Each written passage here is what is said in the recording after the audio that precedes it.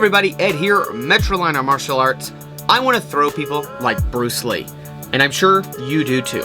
But I don't know about you, I kind of suck at throwing. I have done jiu-jitsu for like 6 years, and as you guys know with jiu-jitsu, we're just a bunch of dirty guard pullers. I've got some tricks with some throws, but nothing like what Bruce had, and definitely nothing what judo people have. So I decided to visit my friend Judo Josh in Greenville, South Carolina at the Shorin Dokai Karate Dojo.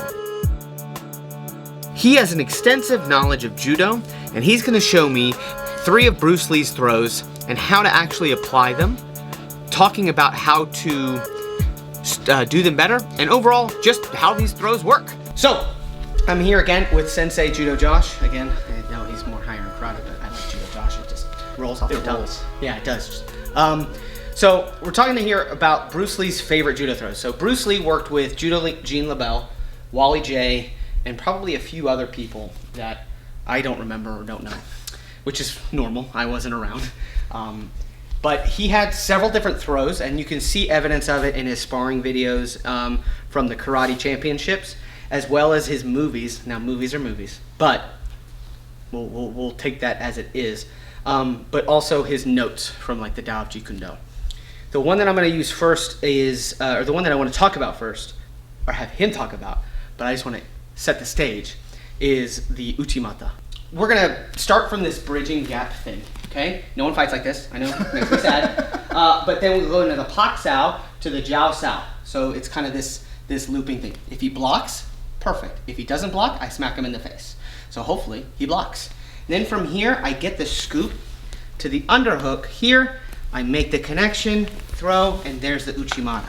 Okay. Right? So what I want to talk about, and you can use Sensei Charles to throw, because I'm old. Here comes a new challenger! What do you think, like as far as application-wise with Uchimata, do you think it's something like highly, like, simple, or do you think it's overly complex for something that like Bruce Lee would do? I know we're putting our Bruce Lee hats on, we're not Bruce Lee, but we're gonna try, okay? It's 2022, come on, it's 50 years ago. We could figure it out. So in this instance, you've actually got a really beautiful entrance, and I use a very similar one. I think I was teaching it, jab cross, and then sweeping in. Oh, cool. Anyway, right? I'm right there. Yeah. Now, you kind of did a step back step, which is a little. It's classic judo. Like when I teach, traditionally, you know, it's that maneuver, right? Which is baseline judo, step back step. Most of our turning throws enter that way. But you've also got almost the back leg kick entrance. Right, which is the one I think makes a little more sense here if we're fighting real close quarters and I'm more or less center line. And I'm not even going to pretend to do what you did. But as I come in this way with more of a karate maneuver and I catch that, I'm just going to pivot and step in, and now I'm in the same spot. Cool. Right? Yeah. Now, the key to Uchimata, in a lot of cases, it is a lifting throw. We always kind of want to lift him up onto the hip as we sweep up, and that kind of gets that other foot to break free. You see that way in competition a lot. We call it Hanegoshi Uchimata because you're almost doing Hanegoshi, but you're coming through. Okay, yeah. But another way to throw it is just lift that leg off the ground and roll him over like he's rolling over a log or something along those lines. And so that's probably the better way in this case to throw it, is because if he doesn't have this leg to stabilize and he can't get it back on the ground, then if I just turn and look that way, I'll just roll him to the floor. And if my goal is just to get him down to where he's no longer a threat to me, then that's the easiest way. And if I stay attached, well, we can follow up, or you know, if I want to do the BJJ armbar thing, I'm still there. So probably this maneuver, and Sifu Rich. So I did a seminar or two a couple of years in a row with Sifu Rich Bastilio, who same level as Guru Ran. He said Bruce Lee had a concept that you should feel the kick before you see it. And so if we go with that line of thinking, this you're gonna see coming. Yes. Right? Whereas this, I've just caught that leg right off the bad attachment, but I've caught the leg immediately. You know, and you're still dealing with the fact that I'm up here, so it would seem to fit with that philosophy a little bit better. Okay. If you just pivoted right into it. I like that because it removes a lot of the fluff. Right. Because if I'm here and I do the Enter the Dragon thing, and then I'm here and I get that, I feel like the way I was originally taught, there's a lot of fluff there. And for me, being a smaller person, I don't want to do a lot of fluff because if he gets my back, or then he could just, and I'm kind of screwed. Right. So it was interesting to me that that's one of Sijo Bruce's favorite throws, being a 135-pound, 5'7" person. So the neat thing about Uchimata is it really just requires you to be able to fit your hips between his. So it's actually really good for a shorter person to do to a taller person. I've realized that with judo is a lot of times it's about that belt line and getting it lower. Right. Depending on the throw you're wanting to do, sometimes you actually just kind of want to wedge into where they are, and that'll, if we think about like tectonic plates, one sliding over over the other, that'll force him to slide up my back, and an object going up is weightless until gravity grabs it and pulls it back down. Right. Which is where you get the opportunity to roll them without a whole lot of effort because they're still going up, and it becomes an aspect of timing. And if the timing is good, as they're going up, you're twisting them over, and now gravity has them. And you can either let them fall, or if you don't like the guy, you can accelerate them with a little extra force. Hit them with the planet. Exactly. Isn't that what judo is? That's judo, the art of hitting somebody with the planet. That's right. So that one's really cool. That one's the more conceptual one that Bruce had a lot of notes on. But one we actually have film on is the Ashibarai. Okay.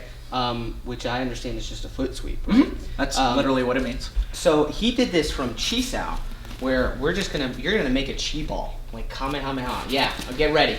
So I'm here, and I want you to make the chi ball on the other side. So you just go, whee. This is real simple and rudimentary. And you just go back and forth. And what he did is he would move you around here, and then use that. But I'm cheating because he has a gi on, and instantly I want to grab things. Yes. But that is that. Can you show me? I'll be honest with you, my Ashibarai is not that good. Okay.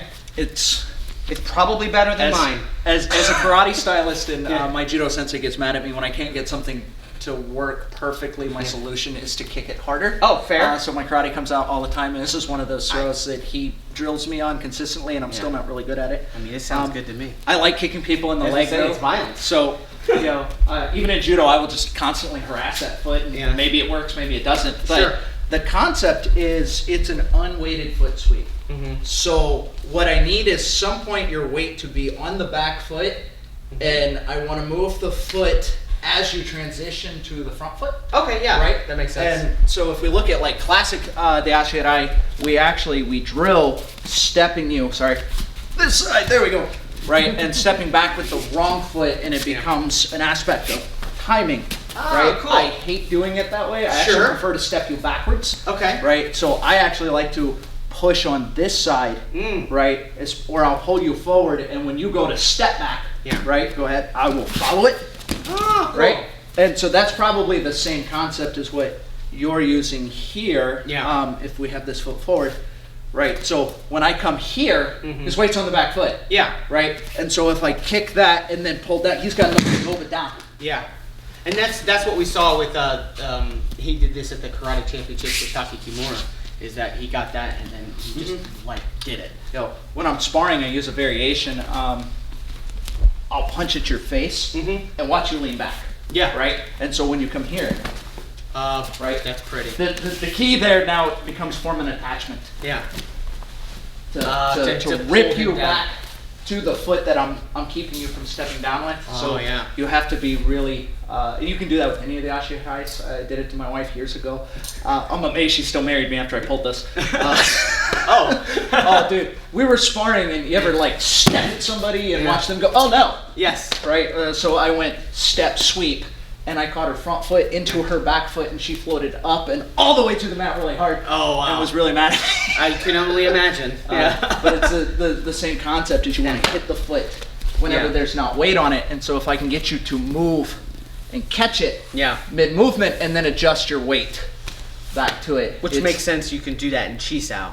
right? Because like because you're connected. playing Yeah. with the weight, because nobody will just turn their hands. Like if you put a little bit of weight in this arm, they'll naturally start to. They'll do something. Yeah. There's some type of reaction. And the last throw I want to talk about is he landed in actual kickbox sparring against Guru Dan, and again we have video evidence, is the Osotogari. So throws can be done 2 ways. Sensei said we can throw you heel to toe, right? Just rock for me, don't move, just rock, right? And so that's kind of on the natural roll line, and that's where you see most people throw. That's a what we call a roller. Yeah. And then you've got a driver, which is side to side. They are infinitely harder because the body has a lot more stability, left, right. Yeah. But if we go into a stance now, I can throw at an angle and get a driver toward the back corner, right? And so if I'm here and I hit low, just touch, and I play your game and I smack and you start to lean, well, it's just a simple skip and catch that leg. Yeah. And it's not there for, he'll need to step back. Right, and then put him into Ashibarai leg. Or Ashibarai, Yeah, if you miss it. Yeah. If you miss it, or some cases you'll see guys go for Ashibarai and they'll miss, and they'll just skip in and then the other way. Oh, and they'll just hit the other leg. We've got a lot of the foot throws will actually pair. Yeah. So like you can come in this way and he'll step out, and that's cool. I'll catch the other one. That's cool. And the 2 of those are paired universally. If he steps back here, then I hook that one and continue to drive. I use a lot of my leg throws in karate because if you miss them, you've just kicked them in the leg, and we call that a win. Yeah, for sure. I didn't get the throw, but now you're limping. So, all of them work real well that way. That's super cool. And what I've noticed about all 3 of these is that they are leg entanglement-esque throws. Because one thing I did note is that Sijo liked to use his upper hands more wrestling style. Okay. And he used like a lot of judo stuff for his lower, and I think that's just an interesting observation. That was awesome. I appreciate it. I learned a lot. I'm gonna go home and beat up my children and then go up there. They can't throw me though. Isn't that how it's supposed to be? Well, make sure you guys check out Sensei Judo Josh. I'm gonna make that a thing.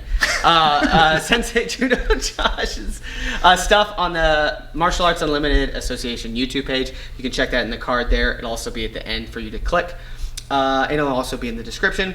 Make sure you leave a comment if you want more content like this. If you don't, too bad.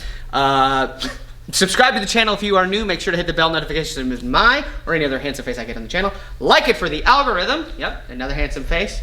Like it for the algorithm, and I'll catch you guys in the next one. Party on.